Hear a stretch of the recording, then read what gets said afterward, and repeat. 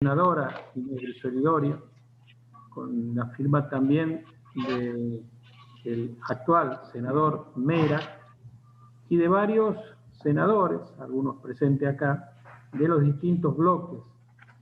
Esto tiene una característica que es muy federal en su elaboración, en su constitución, en su génesis, ¿no? Porque la han trabajado juristas, especialistas, personalidades de distintos lugares del país. Bueno, tiene varias características, viene a suplir y a unir legislaciones, tiene superposición la legislación actual. Hay agujeros y cuestiones legales que no están cubiertas. Y bueno, yo no, lejos de quererme extender en el proyecto en sí, vamos a ir presentando a quienes van a disertar, que son parte del equipo que han trabajado en este proyecto el año pasado, además. Este proyecto ya tuvo tratamiento en plenarios de comisiones el año pasado y en asesores. Pero bueno, les comentamos a quienes hoy van a disertar que la composición se ha renovado en parte. Muchos somos los mismos senadores, pero otros, hay senadores nuevos, como Olaya, bueno, y algunos otros que veo por acá, Guadalupe y otros que han ingresado a finales del año pasado. Por lo tanto, no han participado en todo esto, ni ellos ni sus asesores. Quiero presentar a quien va a ser el primer disertante del día de hoy. Les aclaro que, bueno, la idea es que después podamos hacer otras reuniones, no es la idea de dictaminar hoy, sino que puedan expresarse quienes han trabajado en el proyecto, que podamos sacar dudas y que en una próxima reunión puedan ustedes, como senadores, proponer algunas personas que vengan a hablar sobre este proyecto. También hay otros proyectos afines que están a la vista, algunos con el mismo giro que este proyecto y otros con distintos giros, pero que tratan temas que están tomados en este proyecto. Por lo tanto, vamos a ir viendo también de contemplar esos temas, ¿no? Federico Alejandro Ossola es doctor en Derecho y Ciencias Sociales, vocal de la Cámara Cuarta de Apelaciones en lo Civil y Comercial de Córdoba, profesor de obligaciones en la Facultad de Derecho de la Universidad Nacional de Córdoba, autor de obras y artículos sobre obligaciones, derecho de daños y derecho al consumidor. Por favor, doctor, adelante. Bueno, muy buenas tardes a todos y todas. ¿Me escuchan bien? ¿Se escucha bien? Sí. Bueno, un honor para mí, un gusto estar acá. Agradezco la invitación que se nos ha formulado y les agradezco a los señores senadores por su presencia. Mi exposición va a ser breve y la he estructurado sobre la base de 6 preguntas que se las adelanto para poder ubicarnos en el sentido de lo que quiero expresar. La primera es, ¿por qué modificar la Ley de Defensa del Consumidor? La segunda, ¿por qué un Código de Defensa del Consumidor? La tercera, ¿cuáles son los temas principales que se tratan en el proyecto? La cuarta, ¿qué lineamientos atraviesan todo el proyecto? La quinta, ¿cómo ha sido recibido? Y la sexta, ¿por qué es necesario en este tiempo de pandemia? Esto es más o menos lo que voy a desarrollar en los minutos que se me han asignado. Primero que nada, ¿por qué modificar la Ley de Defensa del Consumidor? Han pasado ya casi 30 años de la sanción de la Ley 24240 y de la reforma constitucional del 94. Van 26 años que incorporó, como ustedes bien saben, el artículo 42 de la Constitución. En el año 2015 se sanciona el Código Civil y Comercial, que produjo un giro copernicano en materia contractual e incorporó al Código los derechos del consumidor. Entonces, La realidad ha cambiado abruptamente en estos 30 años. Piensen ustedes, por citar algo nada más, que el Internet prácticamente no existía, digamos, a nivel masivo, y ha cambiado la forma de comercialización, de producción y de consumo incluso.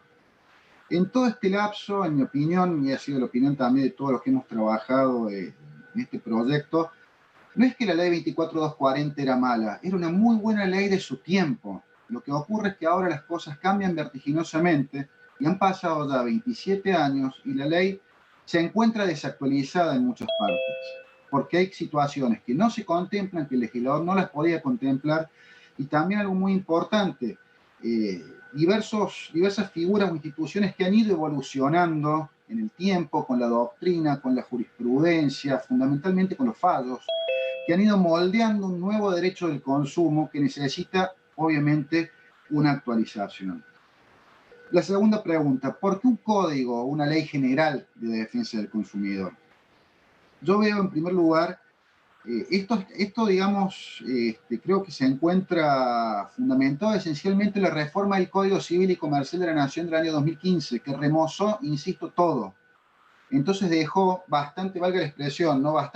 Dejó colgados varios temas que estaban en la Ley de Defensa del Consumidor y desactualizados. Entonces hace falta una nueva ley que se adapte a la nueva normativa del Código Civil. Y una cuestión sumamente importante es la siguiente: las leyes generales que se están dictando en estos tiempos, no solo a nivel nacional, sino a nivel mundial, no son leyes tan reglamentarias, sino que son leyes de principios y reglas generales. Porque el problema que se presenta en materia de consumo es la enorme multiplicidad de relaciones de consumo que existen. Piensen, medicamentos, alimentos, comercio electrónico, ropa, por ejemplo, la ley de talles y tantas otras cuestiones que evidentemente van a ir variando según los tiempos vayan avanzando. Hay cosas que cambian constantemente y necesitan de ajuste legislativo. Pero para eso es necesario tener un buen anclaje general. Y de ahí la necesidad de un código, una ley, que con pocos artículos, estos son menos de 200, establezca los lineamientos generales, sea lo suficientemente plástico para adaptarse a las modificaciones y que luego las cuestiones puntuales sí se vayan modificando. Ustedes lo saben mucho mejor que yo, modificar leyes generales es muy complicado, no así situaciones o leyes particulares. Entonces, una ley de principios generales, que no es solamente de principios, ya lo vamos a ver, establece los principales lineamientos de puntos más importantes, pero que permita luego que por vía reglamentaria o por leyes especiales se vayan produciendo las reformas que los tiempos demandan, sería sumamente conveniente. ¿Hace falta un cuerpo normativo central de protección a los consumidores? Yo creo que la respuesta es totalmente afirmativa. Brasil fue a la cabeza de todo esto. El Código de Defensa del Consumidor de Brasil tiene 30 años, ha ido siendo remozado con el paso del tiempo. La ley española en el año 2007 se sancionó un texto refundido porque se juntaron como 200 leyes más o menos, un texto bastante largo, y así apuntan todas las legislaciones del mundo, las más modernas, a tener cuerpos normativos centrales que sean epicentros conjuntamente con el Código Civil o los Códigos Civil y Comercial, que es el que tenemos en Argentina. Esta es una tendencia mundial para dejar luego paso a las leyes especiales. Brevemente, ¿cuáles son los temas principales que se tratan en el proyecto? Y acá hago una aclaración sumamente importante. Este proyecto no es de ruptura con lo que actualmente existe, sino de continuidad. Hay muchas normas de la ley 24240 que se replican, otras por supuesto que se modifican y se agregan figuras nuevas.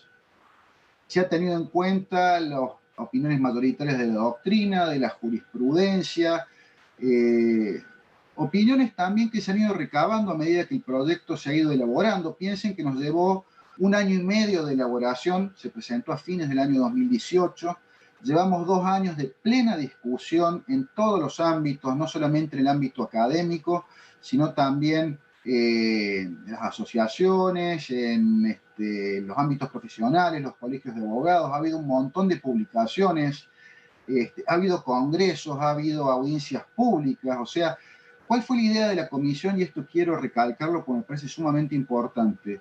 No producir un documento o un proyecto que sea aprobado a libro cerrado, sino que sea puesto a consideración de la comunidad y que la comunidad lo discuta.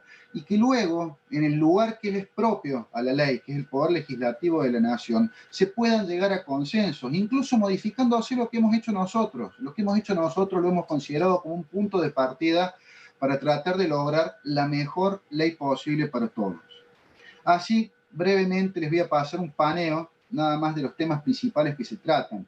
Una parte general donde se amplía el concepto de consumidor y de proveedor, y la norma tal vez más importante, que es el artículo 5, se consagran toda una serie de principios a la luz de los cuales no solamente toda la normativa se desarrolla, sino que permiten anclar toda la legislación que hoy existe en materia de consumo, y vamos a charlar un poquito al final de esto. Se potencian enormemente los deberes de información y seguridad, se establecen políticas públicas, no solamente la información del proveedor hacia el consumidor, sino los deberes del Estado de informar, del Estado nacional, provincial y municipal. La educación para el consumo también se establece con normas no meramente programáticas, sino operativas. Se efectúa un nuevo diseño contractual anclado en el Código Civil y Comercial. En todas las nuevas normas, el Código Civil y Comercial es totalmente innovador en materia contractual.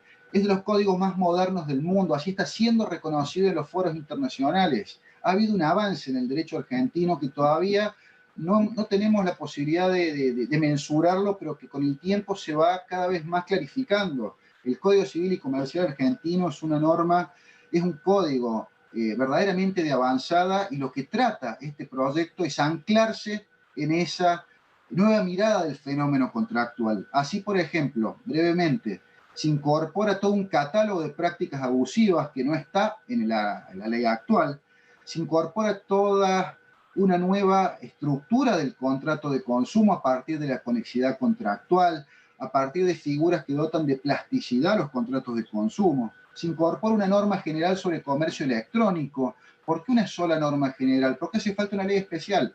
Hace falta una ley especial que sea discutida sobre comercio electrónico, pero sin lugar a dudas tienen que haber normas esenciales dentro de este marco general que es el código. También se incorpora, porque en la actualidad solamente el artículo 36 de la Ley de Defensa del Consumidor contempla el crédito para el consumo, se incorpora todo un capítulo sobre crédito para el consumo, con multiplicidad de deberes de información para los consumidores, con protección que va a desarrollar la doctora Japace para el sobreendeudamiento de los consumidores, que es una de las cuestiones coyunturales tal vez más importantes que hoy estamos atravesando con motivo de la pandemia. Además de todo eso, se efectúa un nuevo diseño del resarcimiento de daños, que en la Ley de Defensa del Consumidor tiene su anclaje en el artículo 40, pero ahora se desarrolla mucho más. Se incorpora la cuestión de los riesgos de desarrollo, que es un tema que va a tener mucha importancia con el tema de las vacunas, por ejemplo, para la pandemia. El tema de si corresponde o no corresponde en función de los conocimientos científicos, que hoy tal vez no estén determinados si es algo dañoso, si eso provoca o no la responsabilidad ulterior de un eventual proveedor, etcétera, etcétera. También se remoza el diseño institucional, no solamente incorporándose al COFEDEC, que es el Consejo Federal del Consumo, integrado por todas las autoridades de aplicación de las provincias, se le da, se institucionaliza dentro de la ley, sino que además se potencian las facultades de la autoridad de aplicación, que también está trabajando. La autoridad de aplicación en esta pandemia ha dado muestra de estar a la altura de las circunstancias, con no solamente múltiples actividades que ha realizado, sanciones que ha impuesto, investigaciones, sino fundamentalmente con resoluciones muy importantes que se han dictado en estos últimos meses y que se anclan precisamente en varias normas de este proyecto. Varias resoluciones que ha dictado la autoridad de aplicación, que son de inmediata aplicación, y vamos a charlar algunas seguramente, tienen también un cierto origen en el texto de este proyecto, además de que se han incorporado cosas nuevas y muy originales que, bueno, están permitiendo llevar estos tiempos. También se potencia la figura de las asociaciones, se potencian los procedimientos administrativos a fin de proveer algo que es muy importante, que es la efectividad de los derechos de los consumidores. Y finalmente, se efectúa un nuevo diseño procesal. no solamente incorporándose nuevas normas procesales para los procesos individuales, ya no puede discutirse que las normas sustanciales tienen que tener ciertas normas procesales generales. Se ha ampliado mucho el proceso individual de consumo con normas importantísimas, sino también con todo un diseño de acciones colectivas. Ustedes recordarán que no tenemos una ley general en Argentina de acciones colectivas, pero hace falta fundamentalmente para digamos, lo ambiental y las de consumo. Tenemos normas vigentes en materia de consumo en la ley 24240 que fueron incorporadas en el año 2008. Sin embargo, acá se amplía muchísimo más el régimen de las acciones colectivas. Algo muy importante, ¿cuál es la filosofía de este código? ¿Qué lineamientos atraviesan el Código de Defensa del Consumidor? La clave está en el artículo 5, que son los principios. Principios que han sido reconocidos por autoridades del derecho del consumo a nivel mundial, como Claudia Lima Márquez, tal vez la profesora de derecho del consumo, que es brasileña, la número 1 del derecho latinoamericano y una del top 5, valga la expresión, en el mundo del derecho del consumo, como el código tal vez más progresista, este proyecto como el más progresista del mundo. Existen muchos principios que se incorporan de manera explícita y que luego son aplicados en casos concretos. Concretamente, principio de progresividad y no regresión, o sea, se reconoce un derecho, no se puede volver atrás. El orden público de protección, el principio de acceso y accesibilidad al consumo, esto tiene una enorme importancia, el derecho al acceso al consumo consagrado explícitamente, más allá de que se encuentre en la Constitución, pero operativizado a través de la ley. El principio de transparencia de los mercados, el principio de consumo sustentable, los parentescos, son hermanos el derecho del consumo y el derecho ambiental. Hay muchísimas normas sobre consumo sustentable que son sumamente importantes, incluso hasta una norma sobre la obsolescencia programada, para evitar la obsolescencia programada, entre otras cosas. Después, algo importantísimo, la protección de la hipervulnerabilidad. La protección de los consumidores, no solamente estructuralmente vulnerables, que somos todos, porque se dice en el proyecto, se reconoce la vulnerabilidad estructural de los consumidores, pero se protege especialmente a la hipervulnerabilidad, a personas sin cultura, a personas que tienen problemas de salud, a los niños, niñas y adolescentes, a las personas mayores de edad, a personas que se encuentran en situación socioeconómica desventajosa o también culturalmente desventajosa mediante normas que les dan una protección mejorada o agravada en comparación con los restantes consumidores. También el principio de respeto a la dignidad humana, el principio de prevención de riesgos, el principio precautorio se incorpora. Ustedes saben bien que en la ley ambiental solamente está el principio precautorio. Entre controversia científica no vale la prevención. La prevención no se puede aplicar. En la ley ambiental está el principio precautorio que dice, ante la controversia científica, probada la controversia, pero no se sabe todavía cuál puede ser la solución, se pueden adoptar medidas de tipo preventivas que se llaman precautorias. Se incorpora expresamente. Después un principio sumamente importante, el antidiscriminatorio, que es un principio clave, que se ancla con toda una tradición argentina de la democracia, que es la protección contra la discriminación, y en su última avance, la protección respecto del género. Hay muchísimas normas de género en el derecho del consumo, porque hacen falta, efectivamente, lamentablemente la realidad así lo demuestra, normas que protejan y que tutelen las cuestiones de género. ¿Cómo ha sido recibido este proyecto? Cuando fue presentado a fines de 2018, fue puesto a discusión en toda la comunidad. Se han armado foros, como les dije recién, hubo congresos, hubo encuentros, hubo audiencias públicas, hubo varias publicaciones en muchos lados, libros incluso que se han editado. Ha habido, por supuesto, contrapuntos, gente que se ha manifestado en contra de soluciones puntuales y está bien que así sea. Nuestra palabra en el proyecto no es la última palabra, hace falta mejorarlo y de hecho se ha mejorado muchísimo. En las 3 reuniones que hubo de comisión en el Senado el año pasado, hubo varias críticas y muchas fueron recogidas. Se está en un proceso de construcción y creo que verdaderamente es algo que, a ver, debe ser una de las pocas leyes en este último tiempo que ha tenido tanto tiempo para ser madurada, para ser decantada y para tratar de sacar lo mejor posible. Pero tenemos algunos hitos, valga la expresión, o algunos elementos que son importantes. Por un lado, la UNCTAD y la OEA, que han recomendado el proyecto de defensa del consumidor. El Mercosur en el año 2019 adoptó como resolución sobre principios generales del derecho del consumo del consumidor para el Mercosur el artículo 5 de nuestro proyecto. Esto es muy importante, con algunas algunos ajustes, por supuesto, pero se adoptó el artículo 5. Ha habido un enorme apoyo al proyecto de más de 100 juristas que han presentado notas al Senado de la Nación, de colegios de abogados, de personalidades destacadas del derecho del consumo y de ámbitos vinculados al derecho del consumo. Después también, como lo anticipé, hay varias resoluciones que se han dictado en la Secretaría de Comercio Interior a partir de la Oficina de Defensa del Consumidor, que han recogido varias de las cuestiones que el código, el proyecto de Código de Defensa del Consumidor está contemplando. Por lo cual, podemos decir que ha comenzado a ser operativo pese a todavía no estar sancionado como ley.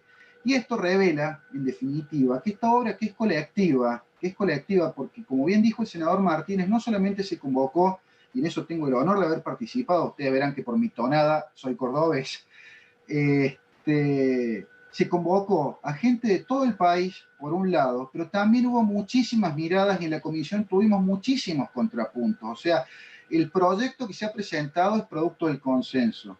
Y lo primero que dijo la comisión en su momento es: pongámoslo para que toda la comunidad lo discuta, para que tenga que mejorarse lo que tenga que mejorarse, para aquello que no se comparte eventualmente pueda ser discutido y finalmente consensuado, y como les dije recién, no sea aprobado ni siquiera a libros cerrados. Tenemos que tratar de sacarlo mejor porque es una ley que nos va a afectar a todos y a todas derechamente, que nos está afectando, porque en definitiva hoy estamos viendo los problemas de acceso al consumo que tenemos con la crisis económica que la pandemia está provocando, los problemas que existen con los aumentos de precios, los problemas del endeudamiento que existen por la crisis económica, y en definitiva creo que escuchando a todas las voces podemos lograr a nivel legislativo algo que es muy importante, y con esto voy a la última pregunta: ¿por qué es necesario en este tiempo de pandemia una nueva ley de defensa del consumidor o este código de defensa del consumidor?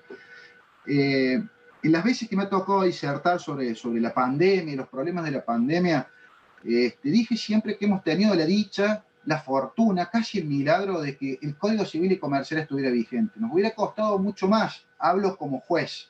Yo he integrado a la comisión, obviamente invitado, pero estoy en el Poder Judicial hace 15 años aproximadamente, y el Código Civil y Comercial, para resolver los conflictos que se judicializan, y uno espera que no se judicialice tanto las cosas y que se puedan solucionar por acuerdos transaccionales fuera del Poder Judicial, pero el Código Civil y Comercial tiene unas herramientas fantásticas que dotan de enorme plasticidad a las soluciones para adaptarlas a los casos concretos. El principio de buena fe, la protección del buen deudor, la protección del buen acreedor, están contemplados en el Código Civil y Comercial. Doctor, disculpe, sí. Vamos redondeando. Vamos cerrando. Sí, ya me queda un minuto. Entonces, varias normas que se han dictado, que el Poder Ejecutivo ha dictado a través de los decretos de necesidad y de urgencia, que son normas muy, muy buenas, en mi opinión, en materia de alquileres, en materia de planes de ahorro, en materia de créditos UVA, todas tienen anclaje en normas generales del Código Civil y Comercial. Y estas normas tendrían un anclaje, más allá de que son decretos de necesidad y de urgencia, algunos han sido ratificados y otros todavía no, tendrían un anclaje normativo excepcional en el proyecto de código. Va a servir este proyecto para resolver conflictos que actualmente tenemos, pero no es un proyecto coyuntural, no es una ley coyuntural, es un código para esta pandemia, para la pospandemia y para los próximos 50 años, que en principio lo que hace es tutelar a los más vulnerables, no solamente a los consumidores, sino a los consumidores que tienen vulnerabilidad agravada o hipervulnerabilidad.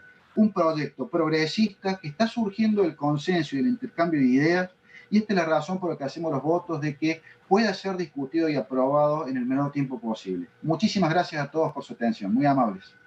Muchas gracias, doctor. Bueno,